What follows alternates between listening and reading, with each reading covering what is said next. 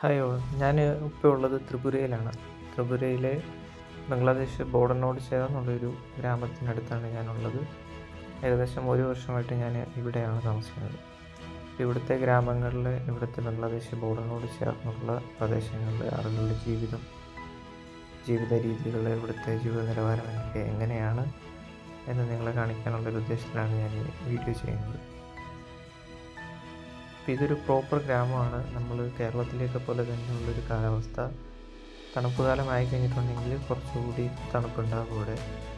ബാക്കി നമ്മളെപ്പോലെ തന്നെ മഴയുണ്ട്, വെയിൽ ഒക്കെ ഏകദേശം ഒരുപോലെ തന്നെ നമ്മുടെ നാട്ടിൽ കാണുന്ന പ്ലാവ്, ചക്ക, തെങ്ങ്, ഏകദേശം എല്ലാ സാധനങ്ങളും തന്നെ ഇവിടെ ഉണ്ട്. പക്ഷെ തേങ്ങയൊന്നും അധികമില്ല. ബാക്കി ഏകദേശം കേരളത്തിൻ്റെ ഇതുപോലുള്ളൊരു കാലാവസ്ഥയും കേരളത്തിൽ കാണുന്ന ഏകദേശം സാധനങ്ങളൊക്കെ ഇവിടെയും കിട്ടും. സാമ്പത്തികമായിട്ടും ബാക്കി ആളുകളുടെ ജീവിത നിലവാരത്തിലുമൊക്കെ കേരളത്തേക്കഴിഞ്ഞ് പുറകിലാണെന്ന് പറയുമ്പോൾ തന്നെ ഏകദേശം നമ്മൾ കേരളത്തിലെ ഒരു 10-15 വർഷം മുന്നേ ഉണ്ടായിരുന്ന കുറേ സാധനങ്ങൾ അതൊക്കെ നമുക്ക് ഇവിടെ കാണാൻ കഴിയുമെന്നുള്ളതാണ് യാഥാർത്ഥ്യം. ഒന്ന്, ഇവിടുത്തെ കൃഷിയാണ്. നോർത്ത് ഈസ്റ്റുകാർ പൊതുവേ ഈ ഇലക്കറികൾ ഒരുപാട് കഴിക്കുന്നവരാണ്. അതുകൊണ്ട് തന്നെ പലതരത്തിലുള്ള കുറേ ചീരകൾ, പിന്നെ ഈ റാഡിഷ് പോലുള്ള സാധനങ്ങളൊക്കെയാണ് ഇവിടെ അധികം കൃഷി ചെയ്ത് കാണുന്നത്. ടോട്ടൽ പ്രൊഡക്ഷനിൽ ഇവരധികവും ആസാമിനെ ഡിപ്പെൻഡ് ചെയ്താണ് നിലനിൽക്കുന്നത്. അതായത് ഇവിടുത്തേക്ക് വേണ്ടിയിട്ടുള്ള പച്ചക്കറികൾ അധികവും ഗുവാഹട്ടിയിൽ നിന്ന് ഇങ്ങോട്ടേക്ക് എത്തുന്നതാണ്. ഇവിടുത്തെ പ്രൊഡക്ഷൻ യഥാർത്ഥത്തിൽ വളരെ കുറവാണ്. പക്ഷേ നമുക്ക് ഇങ്ങനെ ഗ്രാമപ്രദേശങ്ങളിലൂടെ യാത്ര ചെയ്യുമ്പോൾ പല സ്ഥലങ്ങളിലും ഒരുപാട് പലതരത്തിലുള്ള കൃഷി സാധനങ്ങൾ കാണാൻ കഴിയും. മറ്റൊന്ന് ഇവിടുത്തെ വീടുകളാണ്. അധികവും ടിൻഷീറ്റിട്ട് മേഞ്ഞ വീടുകളായിരിക്കും പൊതുവെ. പിന്നെ കേരളത്തിൽ മുന്നേ ഉണ്ടായിരുന്ന പോലെ ഇങ്ങനെ ഭിത്തി മണ്ണിൻ്റേതായിട്ടുള്ള ഒത്തിരി വീടുകൾ ഇവിടെ കാണാൻ കഴിയും. വാർക്ക വീടുകൾ പൊതുവേ കുറവാണ്. അധികവും ഇത്തരം കൊച്ചു കൊച്ചു വീടുകളാണ് കാണാവുന്നത്. ഈ അടുപ്പ് നിങ്ങൾ ശ്രദ്ധിച്ചോ? ഈ അടുപ്പ് ഞാൻ കേരളത്തിൽ എവിടെയും കണ്ടിട്ടില്ല. ഇവിടെ വന്നിട്ടാണ് ഞാൻ ആദ്യമായിട്ട്. ഇത് മണ്ണിനുള്ളിൽ തന്നെ സെറ്റ് ചെയ്തിരിക്കുന്ന രീതിയാണ്. ഈ കാണുന്നത് ഇവിടുത്തെ ഒരു ഗവൺമെൻറ് സ്ഥാപനമാണ്. ഞാൻ നേരത്തെ പറഞ്ഞല്ലോ, ഇപ്പോൾ ഒരു കേരളത്തിനെ കഴിഞ്ഞ് ഒരു 10-15 വർഷം മുന്നേ ഉള്ള പല സാധനങ്ങളും നമുക്കിവിടെ കാണാൻ കഴിയും. ഈ കാണുന്നത് ഇതൊരു സ്കൂളാണ് എന്ന് എനിക്ക് മനസ്സിലായത് അതിൻ്റെ സർവശിക്ഷാ അഭിയാൻ്റെ ബോർഡ് കണ്ടപ്പോഴാണ്. ഇത്തരത്തിലുള്ളൊക്കെ സ്കൂളുകൾ ഇപ്പോൾ കേരളത്തിൽ നിലവിലും എവിടെയെങ്കിലും ഉണ്ടോ എന്നെനിക്ക് സംശയമാണ്.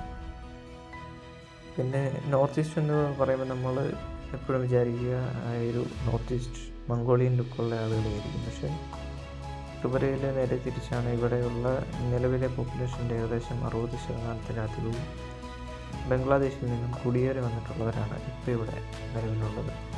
യഥാർത്ഥ പോപ്പുലേഷനല്ല, അതായത് ഇവിടെ മുന്നേ തന്നെയുള്ള ഒരു ത്രിപുരക്കാരെന്ന് പറയുന്ന ആളുകൾ, അവർ യഥാർത്ഥത്തിൽ ഇവിടുത്തെ ട്രൈബൽ ആളുകളാണ്. അവർ അധികവും മല ഏരിയകളിലും ഗ്രാമ ഏരിയകളിലൊക്കെ ആയിട്ടാണ്. ഈ ബംഗ്ലാദേശ് ബോർഡറിനോട് ചേർന്നുള്ള ഓൾമോസ്റ്റ് ഏരിയകൾ മൊത്തം ഈ ബംഗ്ലാദേശി കുടിയേറ്റക്കാരുടെ പോപ്പുലേഷനാണ് നിലവിൽ അധികമായിട്ടുള്ളത്. അതുകൊണ്ട് തന്നെ ഇവിടെയുള്ള ഈ ഗ്രാമത്തിൽ തന്നെയുള്ള പല ആളുകളുടെയും റിലേറ്റീവ്സ് അല്ലെങ്കിൽ സ്വന്തക്കാരൊക്കെ ഇപ്പോഴും ബംഗ്ലാദേശിൽ താമസിക്കുന്നവരും ഉണ്ട്. അത്തരത്തിൽ ഇവിടെ അതിർത്തിപരമായിട്ടുള്ള വലിയ തർക്കങ്ങളോ പ്രശ്നങ്ങളോ ഒന്നുമില്ലാത്ത, വളരെ കുറച്ചു കാലം മുന്നേ വരേക്കും ബംഗ്ലാദേശിലേക്കും ഇങ്ങോട്ടേക്കും പരസ്പരം അങ്ങോട്ടും ഇങ്ങോട്ടും പോയി വരാൻ കഴിയുമായിരുന്ന ഒരു സംസ്ഥാനമായിരുന്നു.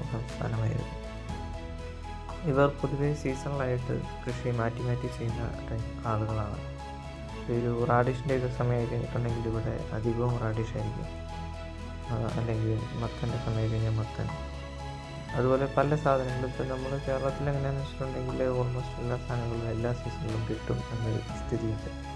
പക്ഷേ ഇവിടെ നേരെ തിരിച്ചാണ്. ഇവിടെ പല സാധനങ്ങളും ആ ഒരു സീസണിലായി കഴിഞ്ഞിട്ടുണ്ടെങ്കിൽ മാത്രമായിരിക്കും മാർക്കറ്റിൽ പോലും അവൈലബിൾ ആയിട്ടുണ്ടാവുള്ളൂ.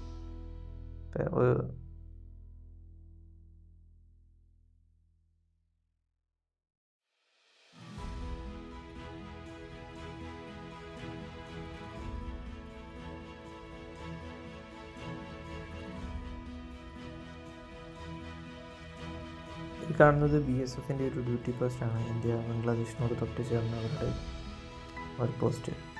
ഇതിൻ്റെ തൊട്ടടുത്ത് തന്നെയാണ് ഈ ആളുകൾ താമസിക്കുന്നതും അവർ കൃഷി ചെയ്യുന്നതും ഒക്കെ പല ചില സ്ഥലങ്ങളിൽ എത്തിക്കഴിഞ്ഞിട്ടുണ്ടെങ്കിൽ നമുക്ക് കാണാം ഒരു റോഡ്, ആ റോഡിൻ്റെ ഒരു സൈഡിൽ ബംഗ്ലാദേശ് ബോർഡറായിരിക്കും, ഇപ്പുറ സൈഡിൽ ആളുകളുടെ വീടായിരിക്കും. അപ്പം അത്തരത്തിലുള്ള പ്രശ്നങ്ങളൊന്നും ഇല്ലാണ്ട് ഏകദേശം പീസ്ഫുള്ളായിട്ട് കഴിയുന്ന ഒരു സമാധാനപരമായിട്ട് തന്നെ പോകുന്ന ഒരു ഗ്രാമപ്രദേശമാണിത്. ഇതൊക്കെയാണ് ഈ ബംഗ്ലാദേശിൻ്റെ അതിർത്തി ഗ്രാമത്തിലെ കാഴ്ചകൾ. അപ്പോൾ നിങ്ങൾക്ക് ഇതിനെക്കുറിച്ച് കൂടുതൽ വീഡിയോകൾ കാണാൻ ഇഷ്ടപ്പെട്ടുവെങ്കിൽ സബ്സ്ക്രൈബ് ചെയ്യുക, സപ്പോർട്ട് ചെയ്യുക.